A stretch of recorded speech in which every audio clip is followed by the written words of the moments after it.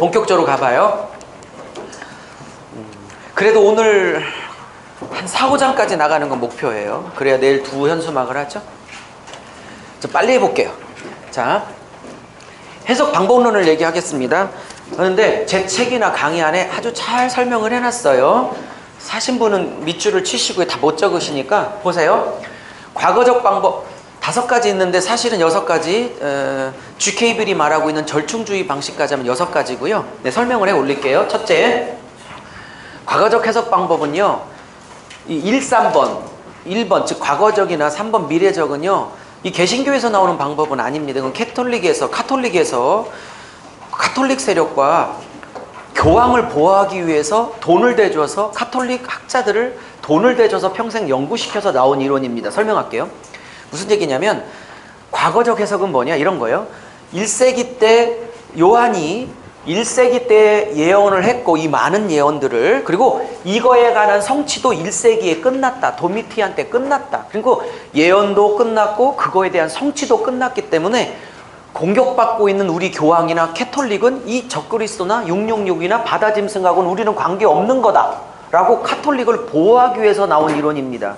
그래서 이것을 주창한 사람이 알카이저라는 카톨릭 교수고요. 돈을 주고 평생 돈을 대서 공부를 시켰고요. 이유는 딱 하나입니다. 개혁주의자들이, 특별히 칼빈이나 루터나 그 이후에 많은 개혁주의자들이 요한계시록을 얘기하며 이 시대의 적그리스도, 이 시대의 바다짐승, 이 시대의 나쁜 놈, 이것들은 전부 다 카톨릭이고, 그죠? 네.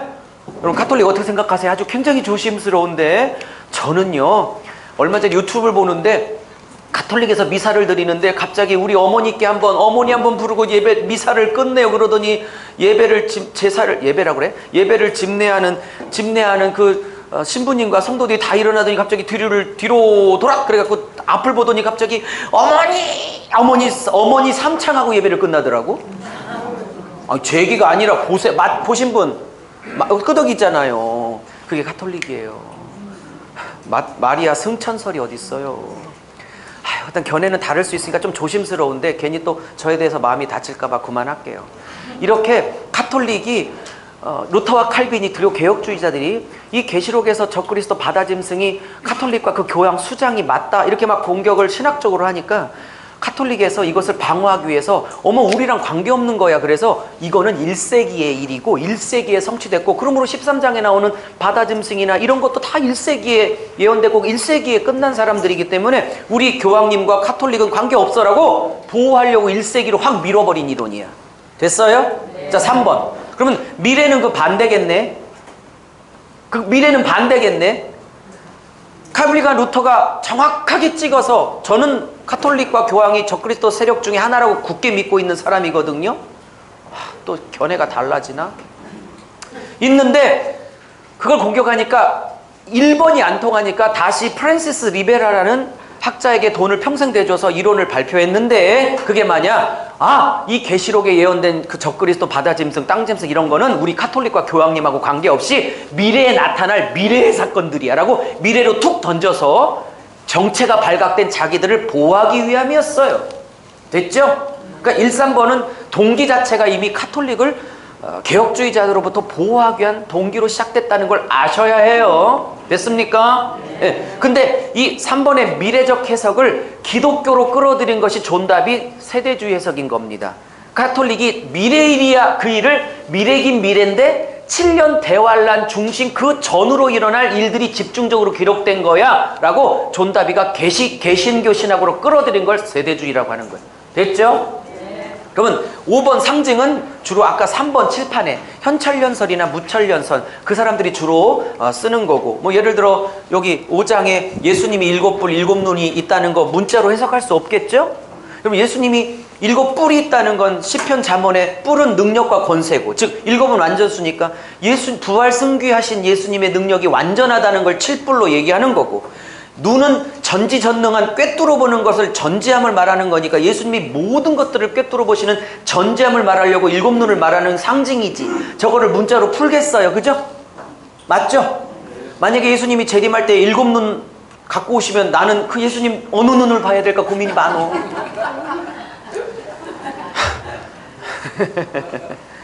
특별히 특별히 저 13장에 바다 짐승의 뿔이 10개라고 그러니까 세대주의 종말론자들이 EU 10개국이라고 푸는 거예요. 맞죠? EU가 유럽연합, EU가 유럽 유니언이 맞죠? 10개국으로 시작했죠. 근데 아십니까? 27개국으로 늘은 거? 그리고 영국이 브렉시트로 탈퇴하려다가 백성이 반대해갖고 아직은 탈퇴를 정치로 못했으니까 아직은 27개거든요? 그럼 저거 27뿔이야 돼.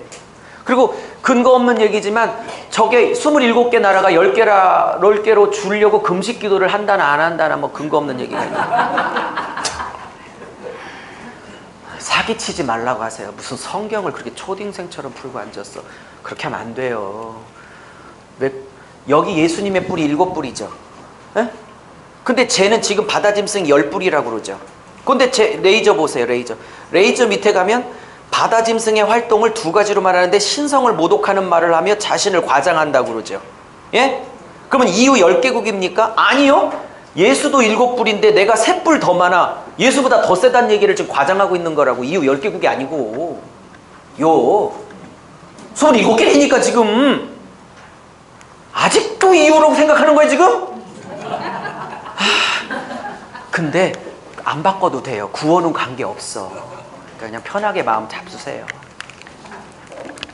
바꾸라는 얘기보다 더 무섭지. 자, 2번 역사적 해석은요, 한국에 어마어마하게 많다는 걸 돌아다니면서 알았어요. 그리고 1번, 아까 7판 1번 세대주의 전철련은 무조건 역사적 해석이고요. 그 다음에 2번 역사적 전철련 반은 역사적 해석을 하고 반은 아니라고 하고 이렇게 해요. 자, 설명합니다. 무슨 얘기냐? 역사적 해석은 적으세요. 이게 뭐냐면 계시록 1장부터 22장까지는 초림부터 재림까지 있어질 시간표다. 타임테이블이다. 즉 재림부터 초림까지 쭉 이런 순서로 역사는 마무리된다라는 시간표가 요한계시록이다. 이해하셨어요? 1장부터 22장까지 모든 사건과 기록은 초림부터 재림까지의 시간표다. 이 순서로 진행된다. 됐습니까? 어머! 나 그렇게 생각하는데? 그럼 2번 해석을 본인도 모르게 하고 계신 거예요. 아니, 틀렸다 맞았다를 떠나서 그렇다고. 예스? 그러면 이분들이 어디서 문제가 되냐면 2번을 생각하는 분들은 이런 거예요. 인재양 끝나면 그 다음에 순서적으로 나팔이 끝나면 대접 이렇게 갈 수밖에 없어. 시간의 순서니까. 그리고 19장에 재림하고 시간 순서로 그 다음에 지상 통치가 20장에 시작되고, 왜? 19장, 20장은 다 시간 순서니까 전장이. 그걸 역사적 해석이라고 그래요. 근데 거의 다 그럴 거예요 지금.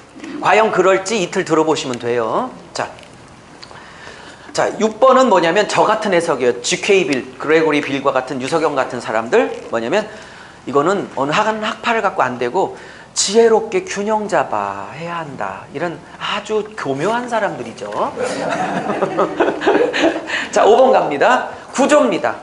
77, 자, 1번은 평신도용이니까 그냥 알아두세요.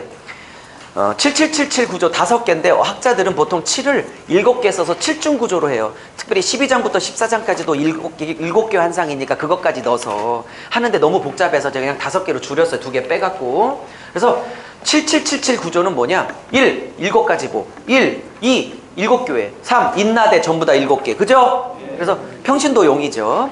여러분, 미리 설명을 그때 나중에 할게요. 어차피 나오니까. 근데 계시록, 여러분 보세요. 저를 보세요. 계시록에 예수님이 꼭 이 복은 마지막 때일수록 꼭 받아야 돼 하는 그 7개 복 이제 설명할 텐데, 예수의 이름으로 축복합니다. 7복 다 여러분의 것 되시기를 축복합니다. 아멘. 왜 먼저 설명 안 하고 얘기를 하냐면, 이제 설명하면 아무도 아멘을 안 할 거거든. 마음에 드는 게 하나도 없거든. 그래서 일단 받아놓고 시작을 하는 거야. 받아놓고. 뭔 말인지 아세요? 네. 막 심지어 여기서 1복이 나왔는데 한참 떨어져서 제 기억이 맞다면 14장의 두 번째 복이 아주 오래간만에 나와. 얘기 일단 아멘 하는지 볼 거야. 내가 이제 주 안에서 죽는 자가 복 있나니. 어머, 죽는데? 죽는데? 그 다음에 성령께서 말하사대 그는 쉬리니. 어머, 그럼 나중에 재림할 때 죽으면 쉬지, 그게 아니고요. 이걸 오늘로 적용한, 물론 이제 설교자기니까 그냥 바로 적용 들어갈게요. 설교자들이니까. 여러분, 주님 안에서 오늘 내가 죽잖아요. 쉼이 와. 아멘. 장로님하고 그만 싸워. 내가 주 안에서 죽으면 쉼이 와. 내가 지금 억울해 죽는 우리 사모님들, 여자 목사님들의 표정. 왜 그 왼수, 물론 여기서 왼수는 남편이에요. 그 왼수 죽으라고 그러지 왜 날 죽으라고 그러지? 내가 죽으면 쉼이 와. 내가 죽잖아요. 주 안에서 내가 죽잖아. 그러면 성령께서 내게 쉼을 줘. 쉼을 줘. 물론 적용했습니다. 적용한 거예요. 지금 설교적 적용. 자, 여러분, 그리고 마지막 법 아까 말했죠? 죄랑 싸우고 이 두루마기를 빤다는 건 그 의를 지키려고 성화의 싸움을 말하는 거거든요. 그죠? 이런 게 다 복이래. 주 안에 죽는 게 복이고, 첫 번째 복, 말씀을 지키고 있는 게 복이고. 근데 돈벼락 하나도 없잖아. 그래서 일단 아멘을 받아놓은 거라고, 안 할까봐. 자, 갑시다. 자, 엠프뉴마티, 이거 죄송해요. T를 붙여야 돼요. 빠졌어요. 여러분도 빠졌을 것 같은데 엠프뉴마티 구조입니다. 이 엠프뉴마티 구조는 뭐 리차드 보캄도 얘기했고 많은 학자들이 얘기하고 있는 좋은 구조인데요. 뭐냐? N은요, 잘 아시죠? 목적격 전치사입니다. 대격을 취해요. 그래서 T가 들어와야 대격이 맞고요. 죄송해요. 어쨌든 N은 영어의 in이고 푸뉴마티는 성령이고, 그러니까 성령 안에 붙잡혀, 성령에 폭 사로잡혀. 저는 이렇게 번역하고 싶어, 제가 한다면. 근데 우리나라 번역은 두 가지로 했는데 같은 단어를 성령에 감동되어, 성령에 이끌려. 근데 엠푸뉴마티를 좀 제대로 원문대로 번역하면 제 말대로 성령에 폭 빠져서. 그러면 1장 10절에 그게 나와요. 주의 날에 내가 성령에 감동돼. 그게 엠푸뉴마티야. 근데 그때 폭 성령께 잡힌 거야, 그 반모섬에서. 그래서 본환상 1장부터 3장까지 7교회고 4장 2절에 다시 엠푸뉴마티에 폭 빠져. 그래서 4장부터 16장까지 대접재앙까지 16장 인나대를 다 본 거야. 그리고 17장 3절에 엠푸뉴마티가 다시 나와. 그래서 그 성령에 푹 빠져 그 어려운 현실을 다시, 그 어려운 반모섬의 현실을, 이쯤 되면 누가 아멘을 하면 얼마나 좋아. 아멘. 그 어려운 반모섬의 현실을 뭘로 이겼냐? 아침 이슬로 이긴 게 아니에요. 알아들은 거예요 지금? 너무 경건해서 아침 이슬 몰라? 어제 한잔 하신 분 아멘? 안 했구나.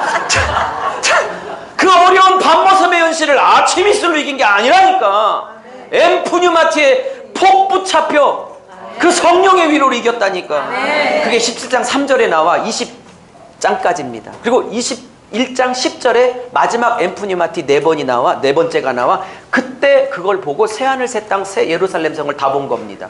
그러므로 많은 평신도들이 혹은 일부 목사님들이 오해하시는 것처럼 반모섬에서 1장부터 2장까지 다 봐갖고 한 번에 다 썼다, 그것도 반모섬에서 무슨 종이가 어디 있었어.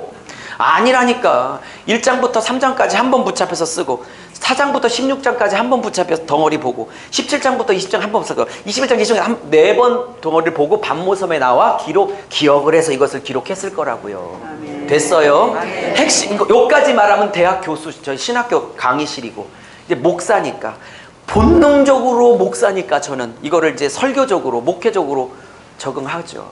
저는요, 이걸 우리 교회에서 설교했지만, 여기까지 오시기까지 이틀 시간 빼고 돈 들이고 물질 들이고 이렇게 얼마나 힘드세요. 오시려고 한 이유 하나죠. 말씀 듣고 계시록도 계시록이지만 위로받고 힘없고 소망 없고 용기 얻으려고 오신 거잖아요. 저는 오면서 기도했어요. 전 이건 강의를 해봤으니까. 주님, 이틀간 이게 세미나 형식으로 모였지만 힘드신 선후배 목사님의 반모섬이라는 각자의 목회의 반모섬에서 그 반모섬을 이길 수 있는 엠푸뉴마티의 시간으로 이것을 사용하시옵소서. 모질고 힘든 목회의 나의 반모섬을 이길 힘이 이틀의 이 엠푸뉴마티가 되게, 요렇게 설교해야 된다고. 어떻게 설교해야 되는지 얘기한 거예요 제가. 예? 자, 넘어갈게요. 자, 요까지는 이제 한 문제. 이제 제일 재밌는 건 키아즘입니다. 이게 진짜 기똥차게 재밌죠.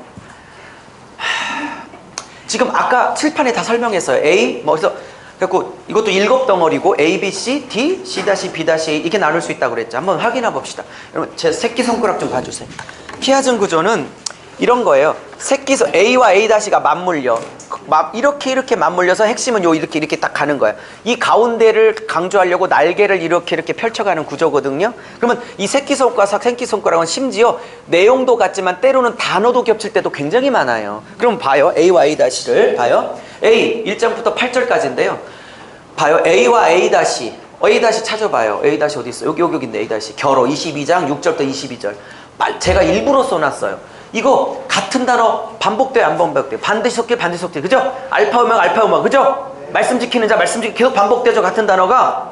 그죠? 아까 A에서 했던 거를 저 뒤에서 다시 반복하고 빠져나가시죠, 그죠? 이렇게 키아즘은 반드시 단어가 겹치든지 논리가 겹치든지 뭐가 누가 초등학생이 들어도 이게 그렇구나 해야 키아즘인 거지, 그냥 A 다시 붙였다고 키아즘이 아니올시다. 예스? 예, 넘어갈게요. 자, B입니다. 이제 진짜 재밌는 거 나왔어요. 한 10분, 15분 설명할 텐데 지금부터 설명하는 관점은 어떤 주석도 없고, 제가 이 계시록을 수십 번 풀 강의를 하면서 깨달은 건데 조심스럽지만 조금 넓은 마음과 이해하는 마음으로 보시면 유목사 저렇게 보는 것도 새롭네, 그 정도만 동의해 주셔도 괜찮아요. 지금부터 하려고 하는 설명은 저게 펼쳐놓고 다 보니까 가능한 해석이구나, 지엽적으로 보면 안 보는 해석이 저렇게 나올 수도 있구나, 이렇게 볼 수 있어요. 자, 조금 조심스럽게 해보겠습니다. 이건 키아즘 구조로 보기 때문에 나오는 거예요. 자, 갑시다. B는 이게 오타입니다. 10절부터입니다. 10절. 1장 10절부터 20절까지 예수님의 영광이 11개가 나옵니다. 현수막으로 보면 여기 파트입니다. 여기. 네. 그래서 엠프뉴마티, 여기가 엠프뉴마티 첫 번째, 내가 주의 날에 큰 음성, 성령에 이끌려 큰 음성을 들었나니, 그러면서 뒤를 돌아보니까 예수님과 금촛대가 보이기 시작하는 거예요. 그래서 11개가 보입니다. 됐죠? 지금 빨간색으로 다 처리되어 있죠. 예수님, 하나님, 성령님 다 빨간색이라고 그랬죠, 제가. 자, 그러면 예수님의 모습이 11개가 나오는데, 첫 번째 제일 처음 본 금촛대를 제외하면 예수님은 10개. 그죠? 왜? 금촛대는 교회를 상징하니까. 예수님께 10개죠. 그죠? 예수님의 부활하시고 승천하여 존귀케 된 승귀한 모습이 10개가 나오는 거예요. 그죠? 근데 다는 아니더라도 이 10가지 모습이 저 19장에 예수님이 나중에 언제 오시겠죠? 꼭 그때 재림하실 때 모습하고 많이 겹쳐요. 그죠? 이분의 모습이 그대로 저기에 나타나요. 확인해 보십시오. 자, 그러면 이 예수님의 모습은 부활하고 승천한 승귀한 모습이지만, 이 예수님은 재림할 때 신부에게는 뭘로 오실 분이에요? 신랑으로 오실 분이죠. 네.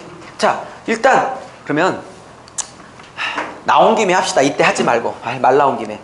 예수님의 모습이 10가지 나오는 건 당연히 이해가 가는데, 예수님 보이시기 전에 금촛대를 먼저 보여요. 여러분, 금촛대가 뭔지는 여기서 저자가 직접 풀어요. 쓸데없는 걸로 해석하지 말라고. 딱 찍어서 얘기해요. 촛대는 교회니라 그래. 그죠? 그럼 이 촛대는 당연히 7 교회를 얘기하려고 하는 거예요. 그죠? 여쭤볼게요. 그 많은 인생의 삶의 도구 중에 왜 정금등대, 촛대를 교회라고 그렸을까요? 저걸 딱 보는 순간 성막의 개념을 끌고 들어오고 있다. 저자가 이 생각이 버뜩 드시죠? 성막의 7 교가 뭐예요? 문, 번제단, 물두멍, 세 번째 들어가자마자 왼쪽에 정금등대, 오른쪽에는 떡상, 맞은편에 분향단, 휘장, 건너서 법계. 그죠? 침은 총 7개죠. 어머, 벌써 성막을 끌고 들어오고 있는 거죠, 지금 저자가. 여쭤볼게요. 그러면 성막 공부해 보셨어요? 성막이 3가지로 해석을 해요. 첫째, 성막이 7기구 다 전부 다 기독론을 강조해요. 예수가 누군지가 7기구예요. 예? 그리고 두 번째, 성막은 또 어떻게 풀어야 되면 교회는 뭐냐로 풀면 교회론으로 볼 수 있어요. 7기는 다 교회 기능을 말해요. 세 번째, 성도는 누구여야 하냐, 성도는 어떤 삶을 살아야 하느냐, 성도론으로 풀면 또 기가 막혀요. 그러므로 한 성막의 7기구 하나하나당 다 기독론으로 한번, 교회론으로 한번, 성도의 삶으로 한번, 세 분으로 풀어가야 하는 거예요. 예? 그러면 기독론으로만 봅시다. 그러면 물두멍 지나 딱 휘장 열고 들어갔더니 왼쪽에 있는 정금등대를 갖고 지금 교회라고 그러는 거죠. 그죠? 어머, 여기다가 예수의 모습 중에 첫 번째가 떡상이었다 이래도 되거든요. 만약에 여기다 떡상을 썼으면 예수가 요한에게 보이고 싶은 교회의 모습 뭐예요? 교회는 생명의 떡이 있어야 하는 곳이다, 이 얘기를 하고 싶은 거지. 만약에 여기다가 분향단이 보였다 이랬으면 예수는 요한에게 뭘 갖고 싶은 게, 마지막 때 교회는 중보기도하는 단이다 이렇게 말하는 거죠. 그죠? 근데 여기에 금촛대라고 교회를 딱 그려요. 여기 1장 27도 그렇고. 그럼 뭐예요? 마지막 때 예수께서 세우고 싶은 교회는 뭐야? 어둠을 밝히는 진리의 빛이 있는 교회를 얘기하고 있는 거라고. 그죠? 그럼 성막 7기기 중에 굳이 금촛대를 저기다 하고 있는 건 계시록의 교회로는 어둠을 밝히는 진리가 있는 교회를 말하고 싶은 거지. 이게 성막 개념이 들고 오는 거예요. 아멘입니까? 네. 자, 근데 봐요. 여기 뭐 촛대 사이에 뭐 발에 끌린다, 가슴 금띠, 뭐 불꽃 같은 눈, 머리털 양떼 같고 주석 같고 많은 물소리 같고 뭐 입에서 검이 나고, 이게 어디서 구약에서 인용했는지에 대해서 다 써놨고, 여러분 책에 제가 다 찾지 말라고 9절까지 옆에다 비교 도표 처리 다 해놨으니 시간 줄이고 비교해 보십시오. 그러면 구약에서 말했던 메시아가 예수가 맞다라고 증명하고 있는 거고, 그죠? 독창적으로 쓴 거 없어요. 다 구약을 따왔지. 됐죠? 네. 이거 해가 비추는 얼굴도 드보라가 미디안 박살내놓고 여호와는 전사이다 할 때 썼던 표현을 그대로 쓰고 있다는 건 앞으로 예수가 전사로서 바다짐승을 박살낼 것을 예표하고 있는 거예요, 지금. 그럼 또 사사기 5장을 또 다 뒤져야지. 그럼 시간이 없어, 안 돼. 나중에 정규 과정 할 때. 에? 무슨 말인지 하셨습니까? 그러니까 계시록은 공부를 엄청나게 해야 되는 겁니다. 이거 하기 싫으니까 쯔나미하고 계시록 장수 맞추는 거 공부 안 해도 돼. 그러니까 그런 거 다니는 거지. 안 된다니까요. 아니, 다녀. 자, 봐요. 그러면 예수님의 모습은 봐요. 여기다 좀 하나만 써주실래요? 제가 빠뜨렸는데 현수막을 좀 다시 맞춰야 되려나 봐요. 적으세요. 예수 영광 위에 신랑의 영광 이렇게 하나만 적어주셔요. 신랑의 영광. 왜? 이 예수님의 영광은 결국 재림할 때는 신랑으로 오실 영광이니까. 여러분 여쭤볼게요. 신랑이 있으면 비가 신랑이야. 그럼 비 다시는 뭐야? 신랑이 있으면 신부죠? 그래, 여기는 그래도 거룩하고 건강해요. 어디 가면요, 신랑 다음에 반대는 뭐냐 그러면 애인 그래, 애인. 난 신랑의 반대가 왜 애인인지 모르겠는데. 에? 신랑의 반대는 비다시는 신부여야 하는 거죠? 자, 그럼 비다시를 제가 어떻게 봤는지 봐요. 여기 좀 잡아주세요. 여기 비다시. 근데 절 보십시오. 어머, 유목사 네가 짰냐? 아니요. 저보다 억만 배 뛰어난 GK 빌이 짠 큰 구조를 제가 조금만 더 연구해서 세밀하게 확장시킨 거지, 기본적으로는 제 책에 쓴 GK 빌의 구조입니다. 그 사람하고 싸우시려면 미국 가셔야 될걸? 자, 그러면 보세요. 비 다시입니다. 보세요. 잘 봐요. 아까 비가 신랑의 영광 10가지였죠. 그분은 신랑으로 오실 거죠. 그러면 비 다시는 신부여야 하는 거죠. 근데 봐요. 제 말이 맞는 게 21장 9절에 이렇게 말해. 지금 하이라이트가 왔어요. 잘 봐요. 21장 9절을 좀 펴고 오세요. 그 말이 있는지도 의심하지 말고 피고 오세요. 제가 비슷하게 읊어볼게요. 성령께서 요한에게 이렇게 말해요. 내가 어린 양의 신부의 내가 어린 양의 신부를 보이리니 그래요. 21장 9절에. 그죠? 근데 내가 어린 양의 아내, 어린 양의 신부를 보이리니 그러면 그 다음에 무슨 인격체나 무슨 공동체가 나와야 돼. 그죠? 뭔 말인지. 네. 근데 그 다음에 잘 봐요. 21장 9절에 21장 2절도 똑같아. 21장 2절이나 21장 9절 두 개 다 확인하고 따라오세요. 보면 내가 어린 양의 아내 혹은 신부를 보이리니 그래놓고 실제 21장 9절에 보이는 건 사람이나 무슨 사람의 공동체가 아니라 하늘로부터 내려오는 성, 거룩한 성 예루살렘을 보여버려. 잘 봐요. 어린 양의 아내 보이리니 어린 양의 아내 거룩한 예루살렘 성. 어머, 저자가 거룩한 성 예루살렘을 단순히 성으로 말하지 않죠? 어린 양의 아내로 말하죠? 근데 이건 9절만 그러는 게 아니라 2절 읽어봐. 빨리 2절. 거룩한 성을 하나님 하늘로부터 내려오는데 아내가 남편을 위해서 준비하고 단장하고 이렇게 나오죠? 어머. 그러면 거룩한 성 어린 양의 아내를 보이리니, 근데 실제로는 건물이 나와? 그럼 이게 건물이에요? 아니, 또 아니라 그러면 이단이니까. 아니, 이 성이 금은보석, 진주문, 12기초석, 황금길, 우리가 살아야 될 천국이라는 거 나 인정하고 100% 인정하는데요. 1000%, 오케이? 근데 문맥을 보니까 이게 단순히 성 이상의 의미를 갖고 있더라 이 말입니다. 여기까지는 동의? 네. 그렇게 보셨어요? 한 번이라도? 말씀해주세요. 그죠? 그러면 여기서 막 12진주문, 12보석 우리 안에 막 열광하는 이 본문, 황금길, 저는 개인적으로 황토길이 훨씬 좋은데 저래서 예수님 앞에 여러분 황금길도 하루 이틀이나 삐까뻔쩍이잖아요. 예수님께 가면 부탁할래요. 우리 집 앞마당은 제 집이 있을 거 아니에요. 황토길로 좀 바꿔달라고. 나 황토길 너무 좋아. 그러면 여기에 금은보석으로 인테리어된 이 성이 단순히 살아야 될 성 1000% 인정하나 문맥 2절 21장 2절 21장 9절을 보니까 이건 단순히 살아야 될 장소로서의 성 이상의 의미 뭐 완성되고 빛나고 있는 신부들의 완성된 인격과 완성된 영광을 말하기도 하겠네. 뭔 말인지 이해하셨어요? 제 책의 제목이 큰 환란을 통과했다는 건 환란 전 미리 빼주는 휴거서를 부정한다는 뜻이고, 보석 같은 신부라는 것은 이게 단순히 우리가 살아야 될 보석으로 치장된 천국의 장소 이상의 의미, 도미티안의 칼날을 목을 내어주면서까지 신랑 붙들고 승리한 신부들에게 허락한 신랑의 영광을 닮아있는 신부들의 영광, B 1장 10절 20절 신랑의 영광, B-dash 21장 9절부터 그 신랑의 영광을 그대로 보석처럼 똑같이 빛나고 있는 신부의 영광, 이렇게 보면 안 돼?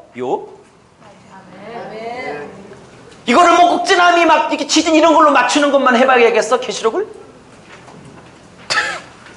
뭔 말인지 이해하셨어요?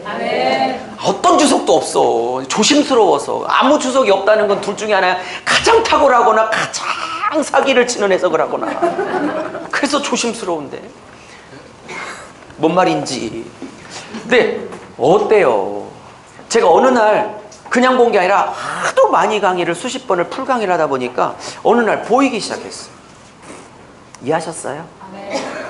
그러면 저게 장소라는 거 1000% 인정하고, 오케이? 그런데 오케이? 어린 양의 아내를 보이리니 그래 놓고 실제 보이는 건 예루살렘을 보여. 그러면 아내와 예루살렘이 하나야. 그리고 그것도 2절도 똑같아. 하늘에서 거룩한 선 예루살렘이 나오는데 아내가 신랑을 위해서 준비한 것 같다. 이렇게 나와.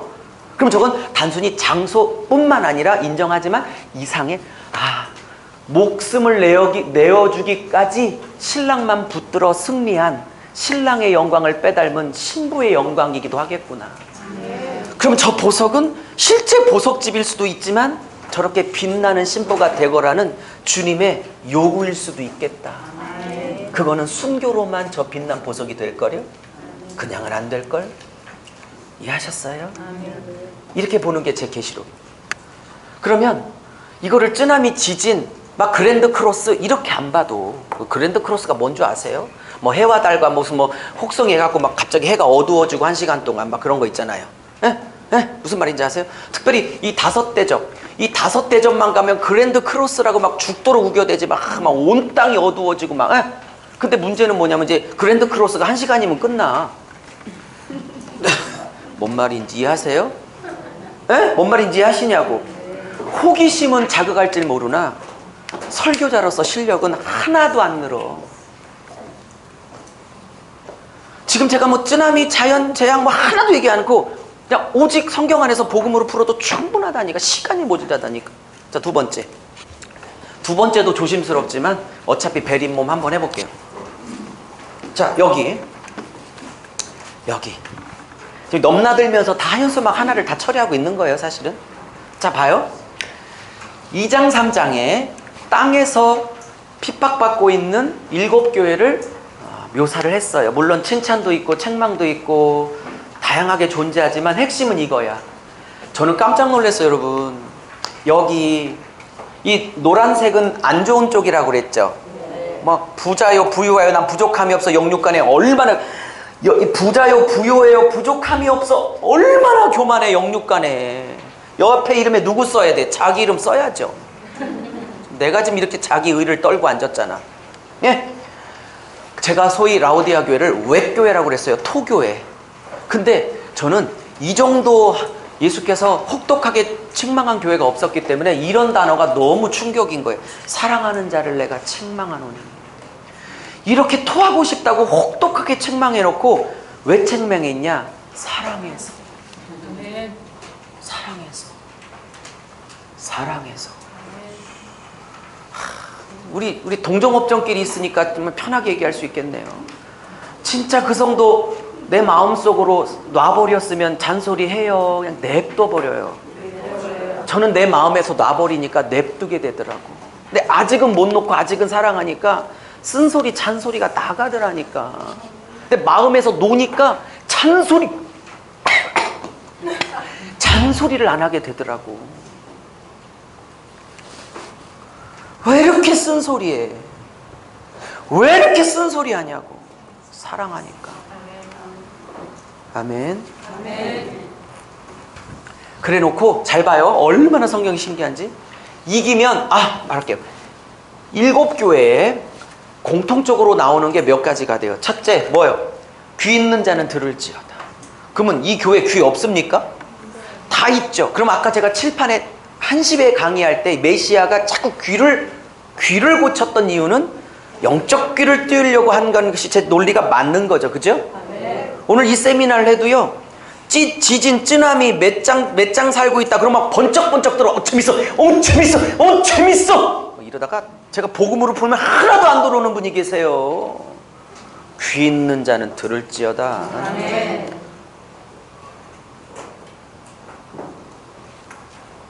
두 번째, 이기는 자가 7번 나와요. 교회에서 한 번씩이니까. 이게 니카온이거든요. 니카온? 네, 여쭤볼게요. 이 니카온이 헬라어 원문에, 물론 현재 분사형인데, 니카온이 뭐냐면 이게 이긴다는 뜻인데 이게 현재 분사야. 이게 무슨냐? 과거에 이긴 자도 아니고 미래에 이길 자도 아니고 아까 두루마리를 오늘 빨아야 되는 것처럼 오늘 이기고 있다가 오늘 싸우고 있다가 오늘 이겨야 된다고. 그걸 강조한다고. 계속 현재형을. 과거에 이긴 것도 아니고 미래에 이길 것도 아니고 오늘 빨고 오늘 니카온하고 있어야 된다니까. 오늘!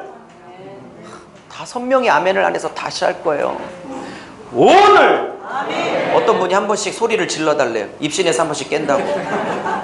오늘! 아멘. 현재형 7번 쓰고 있어요. 넘어갈게요. 그래 놓고 이기면 내 보좌에 함께 앉혀주겠대. 그거는 어떤 뭐예요? 라오디아 교회만 아니요. 라오디아 교회는요, 이 모든 교회에게 하시는 약속이에요. 이기면, 이 모든 교회가 이기면 내 보좌에 함께 앉혀주겠대. 따라하세요. 꼬리에 꼬리를 무는 성경.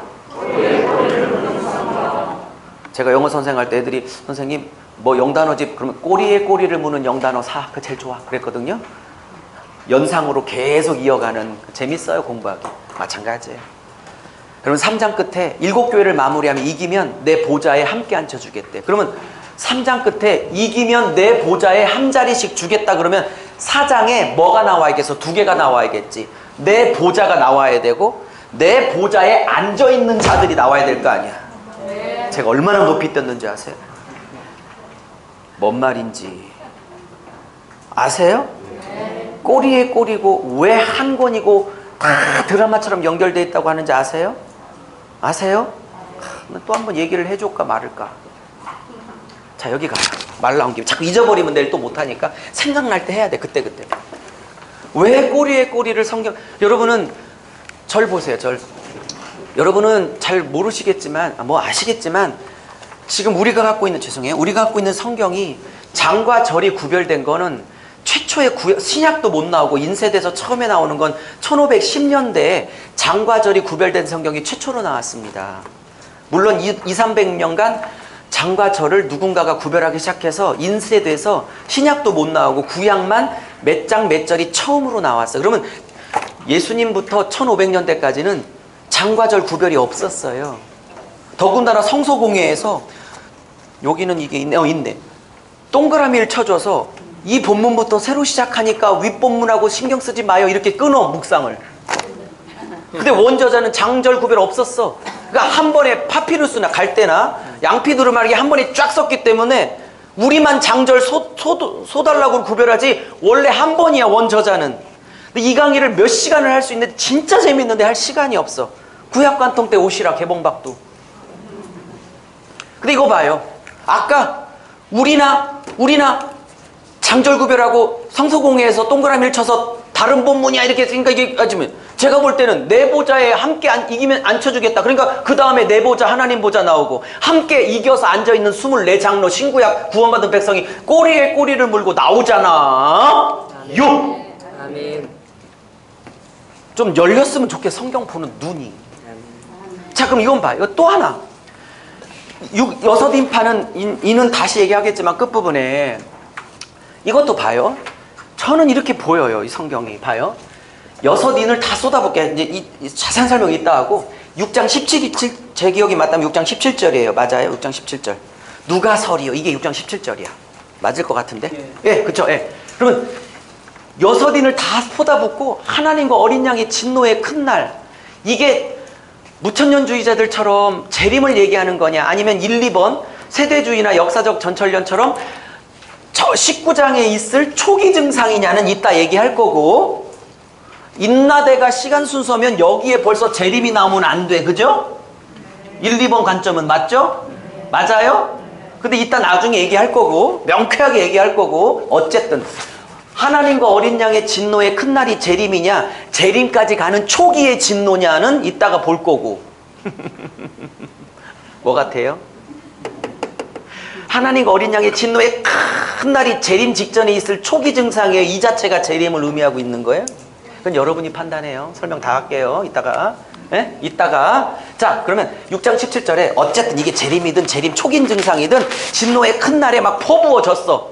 그러니까 아무도 피할 수 없대. 그러면서 땅의 임금부터 자유인까지 세보면 7계층이야. 딱 7으로 맞춰. 전 세계의 모든 계층이 못 피해 쓴다라는 완전수를 딱 쓰고 있어. 숫자도 그냥 나오는 거 아닙니다. 요한복음의 저자요, 요한계시록의 동일 저자인 요한이 요한복음과 요한계시록에서 쓰고 있는 6자나 7자, 4자 이런 건 신학적 의미가 다 있는 거지 그냥 쓰는 거 아닙니다. 666? 아, 참네. 여러분, 계시록에 몇 교회 나와? 7개. 무슨 복 나와요? 7개. 인재학 몇 번? 나팔 몇 번? 요한복음에 나는 뭐다? 에고의 힘이 몇 번? 그러면 표적 몇 번? 수많은 표적을 써도 이 세상의 종이가 부족하다고 해놓고 딱 7개를 찍죠. 그럼 7자의 의미를 부여하고 있는 거지. 그러면 6자에도 의미를 부여하고 있죠. 13장에 666. 그 다음에 사마리아 우물가의 여인이 남자가 몇 명이었어? 예수님 만날 때까지? 어떤 분은 5명이래. 아니야. 너 남편이 했더니 없대. 그리고 맞지? 내가 전에 살던 사람 5도 아니고 지금 살고 있는 남자도 네 남편이 아니지. 그러니까 총 6이죠. 그리고 또 가나 혼인잔치 2장에 정결 예법으로 쓰는 항아리가 또 6개야. 5개면 안 돼? 7개면 안 돼? 6개야. 참 기쁨을 주기에는 뭔가 불완전한 유대교를 상징하는 항아리 6개를 등원시켜. 그 사마리아 우물가의 여인의 진정한 만족을 주기에는 뭔가 부족한 6명의 남자를 동원시키고, 완전한 남자 7번째 남자를 만나야 완전히 행복할 것을 구도적으로 그려. 참네. 아멘. 통하고 있는 거예요 지금? 어떤 분이 알레고리네. 무식한 얘기하지 말라고 그랬어. 알레고리는 어디다 대고 알레고리야. 영어 단어나 쓸 수나 알아? 알레고리는 역사적 문법적 배경 지식 없이 그냥 막 갖다 붙이는 이런 거. 다윗이 물뱃돌 5개 돌렸는데 첫 번째 돌린 돌은 믿음의 돌이요, 두 번째 돌은 소망의 돌이요. 그런 걸 알레고리라고 지랄하고 있는 거라고. 제가 지금 풀었던 6자와 7자의 신학은 알레고리가 아니올시다. 학문적으로 한번 해볼래요? 어쨌든 그러면 누가 설이요? 그래. 아무도 못 피해 선대. 이게 재림의 증상이든 재림 초기의 증상이든, 근데 진노의 큰 날이 재림의 초기의 증상인지 아닌지는 이따가 가고, 어쨌든 못 피했는데 그게 6장 17절이야. 아무도 못 피했는데 그래 놓고 밑도 끝도 없이 14만 4천과 흰옷 입은 무리가 나와. 중간계시로. 전 이런 거 보면 기절할 것 같아요. 그러니까 성경에 미치도록 올인하고 싶은 거지. 뭐요? 누가 피해 설이요? 내한 답을, 이 진노가 재림인지 아닌지는 나중에 보고, 이 진노의 큰 날 퍼부어지는 진노를 아무도 못 피해 쓰는데 누가 설이요? 그래놓고 7장에 어린 양의 피로 씻겨. 환난을 견디고 이기고 있는 자는 피에 쓰지 않냐? 이렇게 딱 답으로 하고 있는 거야. 6장 17절이 누가서 아무도 못 피해. 그거를 7장에 어린 양의 피로 씻기고 환난 견디고 목을 내어준 예수의 신부들은 피해서 신부로 쓰잖아 라고 7장 전체가 답으로 하고 있잖아. 이렇게 이런 구도가 안 보여? 요? 보이는데 하나 더 해줘요? 합시다 한 김에. 잊어버리면 또 못 되니까. 재밌죠?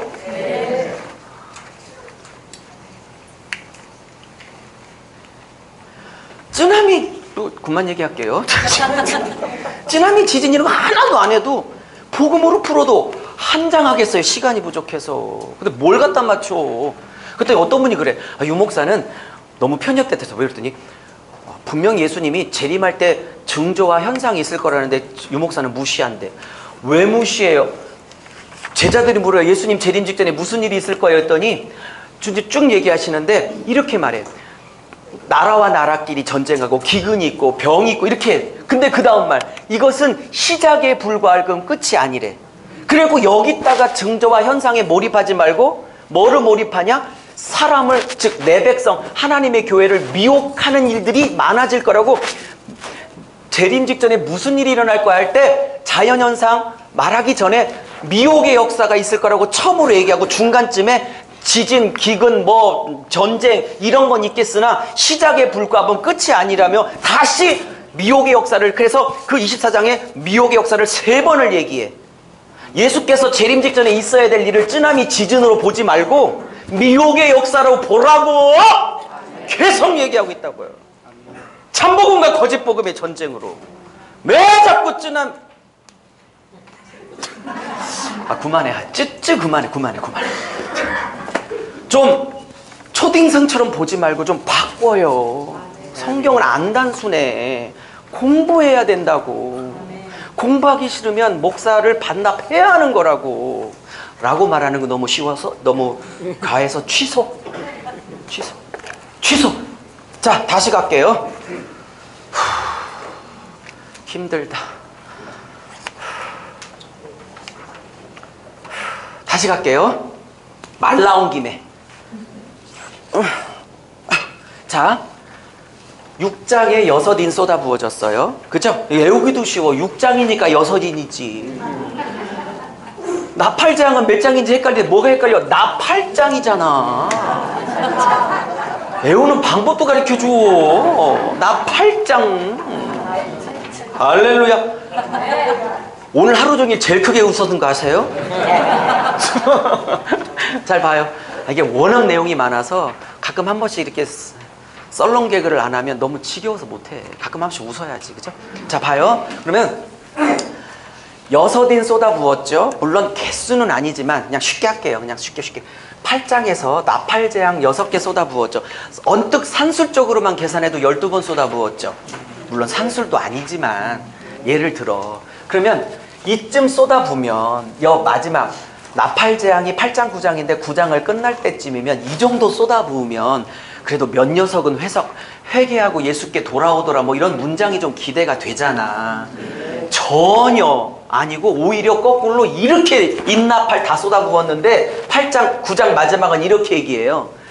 회개하지 않고 오히려 귀신을 금, 은, 동으로 나무로 만들어서 더 하나님을 열받게 한다. 이렇게 끝나. 9장이. 여기에 중요한 메시지가 있어요. 목회적 적용입니다. 설교하시라고. 제가 느끼는 게 있어요. 하나님이 은혜 줘야 회개하는 거지 두드러 맞아서는 안 돌아오는 거구나. 패서는 돌아오는 존재가 아니구나. 패서 돌아오지 않았다는 존재가 바로 사건이죠. 그러면 누군가가 조금 어려움을 겪고 돌아왔다면 패서 돌아온 거예요? 아니면 그 과정을 통해서 돌아올 은혜가 역사에서 돌아온 거야? 여러분, 패서는 안 돌아와. 맞아서는 안 돌아와. 저게 12개가 아니라 1200번을 쏟아부어도 안 돌아와. 은혜가 돌이키는 거지. 이해하셨어요? 자, 더 깊이 글 들어와요. 그러면 저는 이렇게 보여요. 여러분 성경은 어떨지 모르지만 제 성경에는 이런 문구가 써져 있는 것처럼 느껴져. 뭐냐? 그럼 어떻게 회개할까는 성경이 없는 제가 단 수식어예요. 뭔 말인지. 이거 이해하면 너무 재밌는데? 인재양, 나팔재앙 12번 쏟아부었는데도 안 돌아오잖아요. 그러고 끝났잖아요. 더 오히려 악해졌다 끝났잖아요. 근데 저는 10장 1절부터 나오는 요한에게 작은 두루마리 먹어라 그 환상 전에, 그러니까 9장 마지막 절과 10장 1절 사이에 어떤 한 질문이 제 눈에 보여요. 제 성경에. 실제 보였다는 거 아니고 그냥 그렇게 느껴진다고. 뭐가 느껴지면 이게 느껴져요. 그러면 누가 회개해? 그럼 다 죽어? 그럼 몇 사람이라도 안 돌아와? 어떻게 회개하지? 이런 행간의 저자의 질문이 느껴져. 같이 느껴졌으면 얼마나 좋을까. 이해하셨어요? 네. 그게 딱 느껴지면서 그 답으로 10장 11장에 두 증인의 목숨 건 사역이 몇 사람이라도 돌이키게 하는구나, 이런 구도가 보여.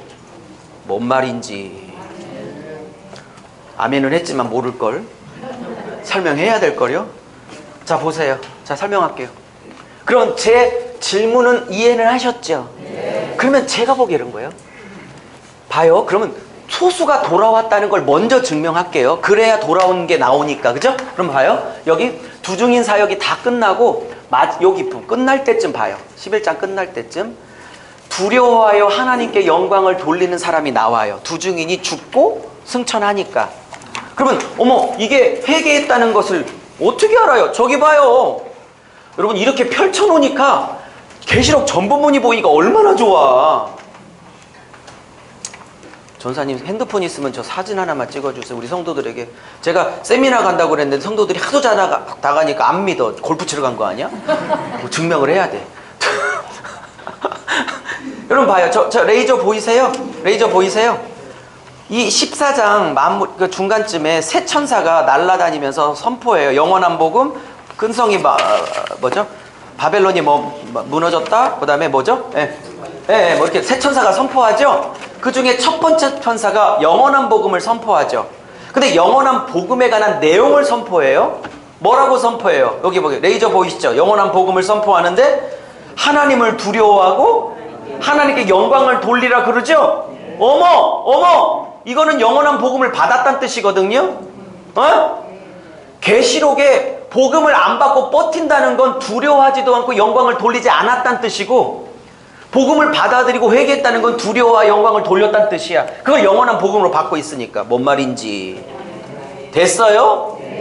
여러분, 학문을 한다는 건 그 주장이 틀렸든 맞았든 맞으면 맞은 대로 틀리면 틀리는 대로 성경적 학문적 근거 베이스를 가지고 주장을 해야 되는 거라고. 뭔 말인지. 그게 학문하는 거라고요. 이해하셨습니까? 자, 여기 봐요. 여기까지 충분히 이해되셨어요? 네, 그럼 봐요. 여러분이 알고 있었던 평생의 계시록과 지금 유목사가 푸는 계시록이 조금은 다를 수 있으니까 저는 정답이 아니지만 이틀간 저렇게 보는 목사도 있구나, 좀 도전받고 시각을 좀 넓혔으면 하는 거, 그 외에 별 바람이 없어요. 특별한 거.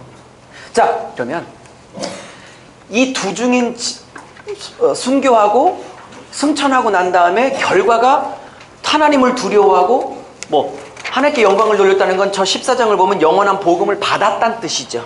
다는 아니어도. 그죠? 맞습니까? 그걸 제가 풀었었죠. 두 증인의 복음 사역의 결과라고. 자, 그러면 제가 아까 6장 17절이 누가 피해서 설 수 있어? 아무도 못 피해 라는 답으로 어린 양의 피에 씻겨 목숨 걸고 환난을 통과하여 예수 신랑 붙든 자는 피해서 신부로 섰잖아라는 답으로 7장 전체가 답하고 있는 구도처럼, 이렇게 보니까 꼬리에 꼬리를 물죠? 쫙쫙 이어져 가죠? 다음 달 하게 될 17권이 쫙쫙 이렇게 한 권입니다. 그래서 왜 얘기해요? 오시라고. 자, 봐요. 그러면 제가 왜 성경에도 없는 질문이 제게는 느껴졌냐?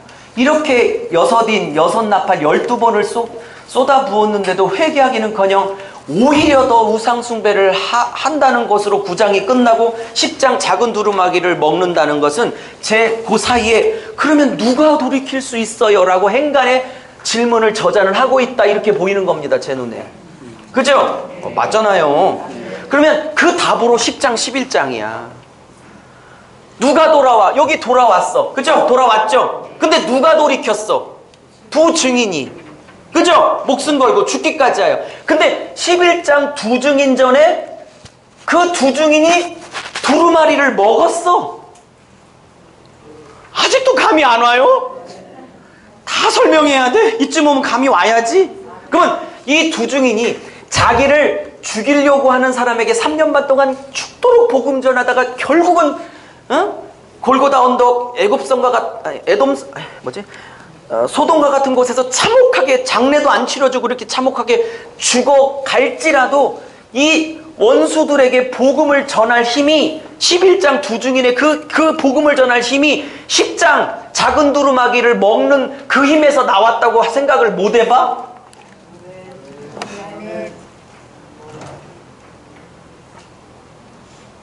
요?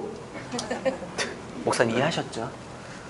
이해하셨죠? 네. 그러면 여러분 제가 아까 빛과 소금 시비 거는 게 아니라 소금이어야 빛이어야 된다는 이 순서의 의미도 굉장히 중요하다면 사도 요한에게 환상의 순서를 보여주고 그걸 그대로 순서를 잘 읽어서 두 증인 사역하기 전에 그 두 증인이 나를 죽이려고 하는 자를 위해서까지 복음을 전할 내적인 영적인 힘이 어디서 왔는가를 10장 작은 두루마기 복음 말씀을 먹는 환상을 먼저 갖다 배치하여 두 증인이 사역할 힘이 11장의 힘이 오케이? 10장 두루마기 복음 말씀을 먹은 그 힘으로 죽음을 감당하여 사역을 했다 이런 구도 아니겠냐고요. 동의 안 하면 말고요. 아니 그렇게 보이는 걸 어떻게 해 눈에. 아니 그렇게 눈에 보이는 걸 어떻게 어디 주석을 본 게 아니고 그렇게 눈에 보여 그냥 저절로. 그리고 아꼈다가 내일 설명할 건데 두 증인 환상이 18절에 끝나고 12장 1절부터 그 유명한 용 사탄과 여자 교회가 이제 싸웁니다. 그쵸? 근데 재밌는 건 11장 19절로 제가 기억하는데 밑도 끝도 없이 아무런 설명과 주석도 없이 그냥 언약궤 환상이 19절에 뜩 나와. 어떤 주석도 설명을 안 해. 왜? 맥으로 안 보니까. 왜? 장과절이 구별되지 않고 원저자는 한 통으로 썼다는 개념을 안 하니까 저에겐 이 83본문이 완전히 한 본문인데 그래서 여러분은 83본문을 다 못 외우고 계시지만 저에게는 이게 다 순서가 다 들어와 있거든요. 앞뒤가 83개가 다 들어와 있거든. 순서가 안 틀리고. 그러니까 이런 해석이 가능한 거거든요. 네? 그러면 왜 숙제 요걸 아껴야 내일 와. 요걸 아껴야. 오늘 얘기하면 듣고 안 올까 봐. 내일 오신다면 얘기하고요. 지금 내일 오시면 지금 얘기할 거예요. 지금 얘기해요? 못 믿어. 안 해. 내일 할 거야. 내일 고민해 갖고 오세요. 왜 두 증인 12장과 용과 여자 교회와의 싸움 앞에 짧게 한 절 아무 밑도 끝 어떤 주석도 설명하지 않는 언약궤 환상이 사이에 껴서 들어가 있는지 이것을 이런 식으로 환상의 구도를 짜고 있는 사도 요한 안에 계신 사도 요한도 아니야. 요한 안에 계신 성령의 구도의 의미는 뭔지 따라 하십시오. 구도에도 구조에도 메시지가 있다. 그게 봐야 한 절 한 절 나무와 열매를 보지. 이런 숲이 안 보이는데 어떻게 보냐고. 그죠? 그 내일 이렇게 성경이 죄다 연결되어 있음을 증명한 겁니다. 너무 재밌죠? 또 할 얘기가 많습니다. 자, 그 다음에요. 조금만 더 하고 쉴게요. 네. 뭐 하다가 저까지 펼쳐졌냐면 여기 그죠?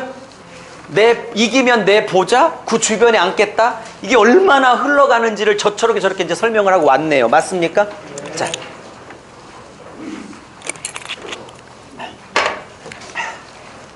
자 그러면 할 얘기가 너무 많지만 다 못하니까 그냥 제가 선별해서 얘기를 해야겠어요.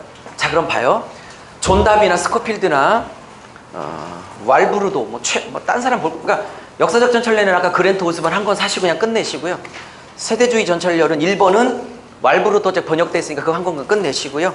네, 이게 대표적인 거 한두 권씩만 물론 되게 두껍지만 그거 읽고 끝내도 충분합니다. 최고학자들만 딱 하면 끝납니다.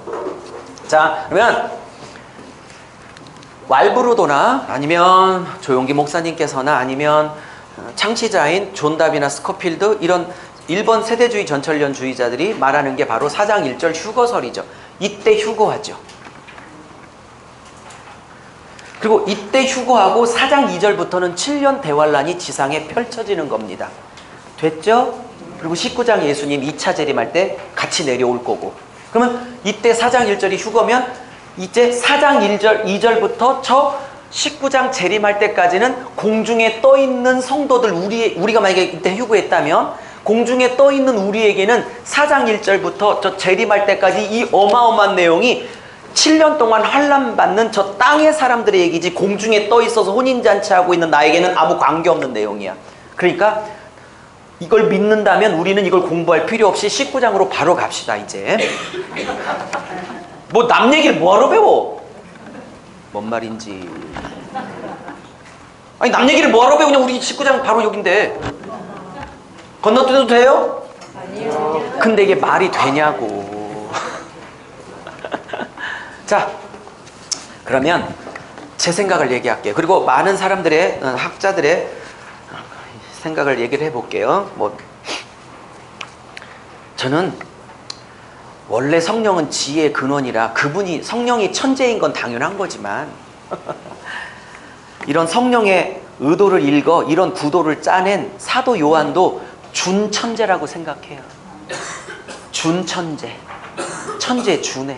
그걸 어떻게 읽어냈을까? 성령이 아무리 사인줘도 못 읽어내시죠. 말하고 보니까 실수했어. 이걸 읽어낸 거 봐요. 봐요. 단이 높아서 좋네요. 설명하기가. 지금 이게 사도 요한이든 사도 요한의 학파이든 이 저자가 2장 3장 카메라 각도를 이렇게 비췄어요. 도미티안 보좌 밑에서 신음하고 있는 7교회. 물론 책망도 있고 했지만 어쨌든 사랑하는 자라고 했으니까. 근데 갑자기 죽도록 고생하는 2장 3장 7교회 땅의 교회를 얘기하다가 저자가 카메라 앵글을 이렇게 돌려서 하늘을 보여. 네? 그럼 하늘을 보였더니 이기면 내 보좌 주변에 한 자리씩 앉게 하겠다 그랬더니 진짜 하나님 보좌가 보이고 24장로, 저 24장로를 천사로 보는 아주 말도 안 되는 학자들이 공부 좀 하라고 그래. 왜? 성경 66권 전체나 특별히 계시록 문맥에서 천사가 면류관을 쓰는 법은 없어. 이긴 성도가 면류관을 쓰지. 근데 이게 24장로를 천사로 보는 학파도 굉장히 많아요. 주석에서. 아주 환장하겠지. 차라리 그 돈 여러분 줘, 개척할 때. 근데 12지파 구약, 12사도 신약, 즉 24장로는 구약 백성, 신약 백성, 하나님의 자녀 24장로가 거기 있는 거야. 그죠? 근데 7교회 비추다가 갑자기 앵글을 들어 승리하고 완성되고 최종 승리를 거둔 교회 24장로 신구약 백성을 탁 비춰줘. 이걸 휴거라고 하는 거고 다비는. 이해하셨어요? 그럼 이렇게 구도를 짜고 있는 앵글 각도의 의도는 뭐예요? 앵글의 의도는. 이 앵글의 의도, 카메라의 앵글의 의도는 뭐야? 이렇게 비쳤다가 이렇게 비춘. 따라하세요. 계시록은 순간순간 과거로 갔다가 미래로 갔다가 미래에서 현재로 오고 시공간에 초월이 있다. 그래서 기가 막힌 구도가 나오나 언뜻 보면 어려운 거야. 그래서 근데 알고 보면 됐다 기가 막힌 거야. 왜 보여요? 이걸 보이는 진짜 이유는 하늘이 얼마나 천상 예배 24장로가 얼마나 행복한가를 보이려고 하는 거야. 아니면 지금은 7교회 2, 3장 아무리 어렵고 도미티안 보좌가 아무리 대단한 것 같아도 여러분 보좌 왜 보이는 줄 아세요? 최고의 보좌는 지금 도미티안이거든. 이 도미티안 보좌보다 더 높은 보좌가 없어 보이거든. 근데 영안을 열어보니까 이 도미티안 보좌 따위는 비교도 안 되는 우주의 왕의 보좌가 있어. 그래서 우주의 왕의 보좌를 보이고 이 도미티안 보좌 따위 마태복음으로 10장식으로 부르면 몸만 죽일 자를 두려워하지 말고 몸과 영혼을 함께 멸할 자를 두려워라. 그 얘기가 그 얘기야 지금 이게. 그래서 딱 보여. 이 구도는 뭐예요? 휴거가 아니라 지금 이렇게 아무리 도미티안과 유대교의 핍박 때문에 그지로 살고 사자에 찢기고 화형 땔감으로 참수를 당하고 찢기고 있어도 너희들이 비록 죽을지라도 너희들의 실존은 여기가 한 100년 이 삶이 아니라 너희들의 실존은 이미 이겨 내 주변에 당당히 한 자리씩 차지하고 있는 너희들의 실존을 미리 땡겨서 보여줄 테니 이거 보고 오늘을 이겨달라고 라는 기가 막힌 문학적 앵글의 구도지 이거를 무식하게 휴거라고요? 이쯤에서 제일 좋은 예화가 있어. 이 예화에 쓰고 좀 한번 쉬죠. 힘드시죠? 네 아니오는 뭐예요? 이 예화에 제일 좋은 예화가 있어. 그러니까 저는 이걸 휴거로 이런 기가 막힌 문학적 앵글의 각도, 저자의 의미, 성령의 의미 그걸 깨달은 준천재인 사도 요한의 의도를 모르고 이걸 그렇게 휴거로 푸는 그런 초딩생 해석이 어딨어. 그리고 왜 휴거가 아닌가 봐요. 여기 7장 여기 좀 다시 비춰주세요. 아무도 없네요. 이렇게 7장 이따가 다시 얘기하겠지만 여기 6장이 끝나고 14만 4천이 나오고 흰옷 입은 무브가브리인데 학파가 두 개로 갈립니다. 뭐냐 14만 4천을 7년 대환란 때 물론 1번 세대주 해석입니다. 나중에라도 정신 차려 예수를 믿게 될 메시아닉 주 있죠. 7년 대환란 기간에 엄청나게 민족으로 돌아올 거라고 그랬잖아. 세대 바비가 이해하셨죠? 그때로 보고 그럼 이게 유대인이면 흰옷 입은 무리는 당연히 이방인 출신 기독교인들이야겠네. 그러니까 이 사람들의 이론은 여기는 유대교 출신 기독교인들의 구원, 여기는 이방인 출신 기독교인들의 구원 이렇게 보는 거예요. 따로따로. 이거를 같은 신구약의 같은 무리로 보는 또 학파가 있는 거고 여러분이 선택하시고요. 자, 그러면 그건 나중에 얘기하고 이 흰옷 입은 무리가 이방인이든 아니면 이방인의 무리든 아니면 신구약의 전체 숫자든 오케이? 그건 나중에 따지고 이 사람들 보세요. 계시록에서 환란 전 휴거서를 계시록 자체 본문이 뭐라고 지지하고 있는지 반대하는지 확증해 주는지 보시라고. 예? 이게 이방인이든 아니면 신구약 전체든 나중에 따지고 됐죠? 그러면 이 사람들이 이 천국에 올 때까지 첫 번째 어떤 과정을 거친 거예요? 무조건 예수의 피로 씻겨야만 가능한 일이죠? 그거 없으면 못 오죠? 그건 당연한 거고. 근데 그 다음 거 봐요. 그 큰 환란 전에 빼줬대. 큰 환란 이게 헬라어 동사로 에크거든요. 에크 뭐뭐로부터 나오다. 어? 그러니까 뭐뭐 before라는 전치사가 아니라고. 에크 뭐뭐부터 나오는 거라고. 환란을 겪고 나오는 거라고. 그 안에서. 에? 영어로 말하면 out of라고. out of. 뭐 굳이 말하면 from 이런 거 뭐뭐로부터 거기서부터 나오는 거. 그 전에 빼진 게 아니고. 그러면 계시록 내증이 뭐라고 그래? 큰 환란 전에 빼서 큰 환란 닥치기 전에 빼서 이 자리에 왔대. 큰 환란 통해서 왔대. 계시록 내증이 환란 전 휴거서를 부정하는데 왜? 마가복음 13장 가요.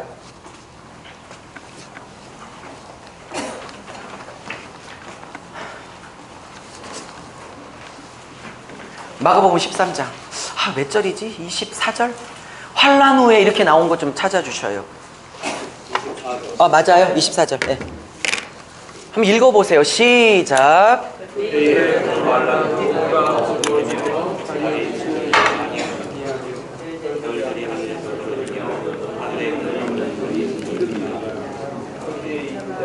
그때 인자가 천사를 보내서 그렇죠. 구름 타고 오셔서 내 백성 다 모으겠대죠.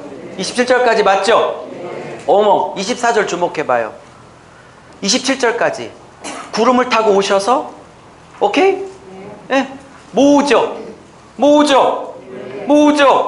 근데 그게 환란 전에 미리 모아요. 24절. 환란 후에 모아요. 환란 후에 모으죠. 아니 계시록 24장 13절이나 여기 제가 기억이 맞다면 계시록 7장 14절이거든요. 큰 환란에서 나왔다는 게 맞을 것 같은데 계시록 7장 14절이나 환란 통과해서 나왔다고 예수님도 사도 요한도 역설하고 있는데 웬 환란 전 미리 올라가? 아니 절 보세요. 저도 환란 통과하기 싫어서 미리 빼줬으면 좋겠어 솔직히. 그런데 내가 원하는 것과 성경이 객관적으로 말하는 건 다른다니까. 세대주의 해석은 한국과 미국 여기만 있는 해석이라고. 전 세계 아무도 없다고. 제가 할 걸. 이 어려운 계시록을 끌고 가기가 쉬운 줄 아십니까? 뭔 말인지 이해하십시오. 자, 그랬더니 어느 지방이라고는 말을 못해요. 어느 지방이라고 말을 못하는데 이제 오픈할 거니까 올려놓을 테니까 복습 다 하세요. 진짜 올려놓을게 복습 진짜 좀 하세요. 그러면 어머, 내가 그때 유 목사님 저 얘기도 했네. 분명히 입신한 거야. 그리고 광고. 어떤 우리 부목사님이 아는 분 내일 하루 오는데 어떻게, 원래 우리 총무님하고 상의해서 내일 하루만 오면 3만 원. 그러니까 오늘 홍보해 주셔서 내일이라도 오면 그것도 점심값 6, 7천 원 빼서 3만 원이니까, 그죠? 결국 2만 2, 3천 원에 듣는 거잖아요. 오늘 사장까지밖에 못 할 거거든요. 중요한 건 내일 다 들을 수 있거든. 그러니까 내일 오시라고 하세요. 네? 3만 원도 비싸? 알았어. 2만 9천 원.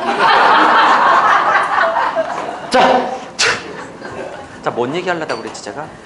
빨리 뭔 얘기 하려다가? 예? 환란은 그것도 그 다음에. 예와. 땡큐. 요거 하고 싶게요. 네. 물 많이 잡수세요. 자, 두 개 예화할게요. 두 개예요. 하나는 지금이고 하나는 이제 축구 경기 월드컵 예화라고 좀 해주세요. 잊어버려도. 다 두 개 하고 쉬겠습니다. 첫 번째, 제가 이렇게 어느 모 도시에서 했더니 한 80 정도 되신 것 같아요. 거의 아버님 뻘 되시는 은퇴하신 목사님께서 쉬는 시간에 씩씩거리며 오셨어요. 제가 7년 전부터 다녔는데 많이 혼나고 많이 싸우고 많이 꾸지람도 당하면서 여기까지 왔어요. 왜? 1번 분들이 너무 많아서. 갔더니 이렇게, 그래도 여기는 좀 5학년 형님 누님들이 비슷한데 거기는 갔더니 거의 7학년 막 이렇게 계셔갖고 어르신들하고 집회를 너무 힘드는데 거의 거의 100% 세대주의자들이니까 이거를 집회를 하는데 이제 혼날 각오를 하고 이제 집회를 하는데 씩씩거리면서 오셨어요. 유 목사, 너 성경도 아니냐 그래서 네? 그랬더니 야, 3장에 너 3장에 너 빌라델피아 교회 안 읽었지? 그래서 네, 읽었는데 그랬더니 제가 이 현수막에는 빠졌는데 중요한 말을 빼뜨려서 현수막을 다시 맞춰야겠는데, 현수막이래요. 이렇게 말해요. 네가 적은 능력으로 나의 인내의 말씀을 지키고 뭐 나를 지켰으니 뭐 내가 뭐래? 내가 너를 장차 시험의 때를 면하게 하여, 이렇게 나오죠. 한번 확인해 주세요. 그게 아마 빌라델피아 교회 같거든요. 맞죠? 시험의 때를 면하게 해준대요. 그랬더니 저한테 성경을 이렇게 눈앞에 빵 들이대시더니 야, 환란 전에 미리 빼둔대잖아. 그래서 네, 그랬더니 시험의 때를 면하게 한대잖아. 면하게. 너 성경도 안 읽냐? 혼내셨는데 제가 그냥 네, 다시 공부할게요. 그러고 그걸 논쟁을 마무리했어요. 어르신하고 뭐 하면 또 뭐 하겠냐고요. 제가 목구녕까지 어르신, 목사님, 선배 목사님, 아버님이죠, 아버님. 헬라 원문 안 보셨죠? 그 말을 하려다가 내가 끝까지 짚었더니 그냥 그러고 혼나고 끝나오는 게 맞는 것 같아서 나왔는데, 여러분 이 시험의 때 호페이라죠 이렇게 나오는데 이 면하게 하다는 단어가 테레소 에크예요. 에크는 뭐뭐로부터고, 그래서 뒤에는 에크 시험의 때 이렇게 나와요. 그러니까 시험의 때로부터 테레소 하겠다 이런 뜻이거든요. 저는요, 여러분을 오늘 4시간 뵀는데 진짜 존경하는 게 이렇게 많은 얘기가 쏟아지는데 안 적고 다 외워버려. 이걸 어떻게 안 적고 외워버리지? 아니 책을 샀으면 몰라도. 나 진짜 존경해요. 어쨌든 외워버리든지 쓰시든지 알아서 하시고. 면학에다가 테레스 에크인데 이 테레소가 미리 빼주다 면하다 그러면 그 목사님 주장이 맞는데, 이 테레소가 어떤 헬라어 사전을 찾아도 이 테레소는 면하다 뜻이 아니라 어느 때로부터 그를 보호하고 지키다 뜻이야. 에? 그러니까 내가 원문에 맞게 얘기할게요. 그러면 네가 적은 능력으로도 나의 인내의 말씀을 지켰으니 내가 너를 시험의 때로부터 지키고 보호하여. 지 시험의 때로부터 미리 면하고 빼주겠다는 뜻이 아니라고 막 목구녕 그냥 나오는데 참았다니까. 요? 얼마나 더 증명해야 돼? 얼마나 더 증명해야 돼? 누구는 뭐 환난 통과하고 싶어서 이렇게 통과해야 된다고 주장하는 게 아니라, 잘 들으세요. 제 피토하는 마음을. 환난을, 잘 들으세요. 환난을 통과하고 목숨을 내놓아야 될 일이 있을지라도 통과하며 신부로 서야 된다고 가르쳐도, 실제 환난이 꼭 7년은 아닐지라도 대환난이 닥치면 그렇게 배웠어도 다 예수 버릴 거늘, 그거늘, 환난 전에 미리 빼준다고 가르치고 있다가 환난 전에 안 빼주고 다 통과시키면 알고 있어도 배도할 판인데, 미리 빼준다고 생각하고 있다가 닥치면 다 배도할 거라는 주장이라고 이 연사 생각해. 이해하십니까? 하나님만 아실 일이지만, 근데 어떤 분이 그러더라고. 너 이렇게까지 이틀 강의했는데 너 사장 일절에 휴고하면 어떡할래? 뭘 어떻게, 그때 가면 되지. 아니 생각해봐요. 너 사장 일절 휴고서를 그렇게 안 가리겠다고 너 미워. 사장 일절 휴고 너는 빼. 이럴 것 같아요. 아 참. 그럼 뭐가 더 준비할 것 같냐고. 헬라어 원문 66권 전체를 그러니까 여러분, 계시록만 500독 1000독 했다고 되는 게 아니라 66권 전체를 한 전도 안 빼리고 거의 50권째 가리키고 있는 저에게는 성경 창세기부터 계시록까지 그 어떤 하나님의 사람 백성도 환난을 빼주는 법이 없이 환난을 겪게 해서 만들지, 고난을 겪게 해서 그를 빚어가지, 66권 전체를 가리키는 제 입장에선 어불성설이에요. 한 권 갖고 얘기하지 말라고. 다 가리켰는데.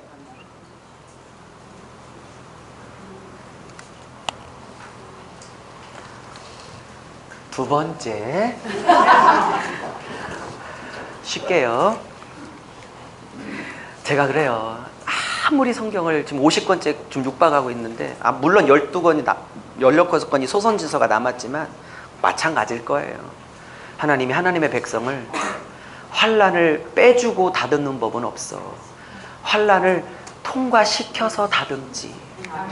왜 다니엘의 세 친구를 저는 그래요. 우리 설교 그랬어. 다니엘의 세 친구를 어차피 구할 거면 미리 구하지 왜 들어가게 해? 참. 아니 사자굴에서 건질 거면 아예 사자굴 자체를 안 들어가게 해야지. 꼭 들어가게 해놓고 구해. 우리는 들어가는 것 자체를 막아준다는 신학을 하고 싶은 거고, 그런 하나님을 믿고 싶은 거고, 하나님은 들어가서 내가 너를 집어넣어놓고 내가 너를 만들겠다 하시는 하나님이고, 우리는 집어넣지 말라고 하는 하나님을 알고 싶은 거고. 여기가 결리기 시작했어. 너무 소리 질렀다. 담이 절렸어. 10분 쉬겠습니다. 예화는 끝나고 할게요. 쉬겠습니다.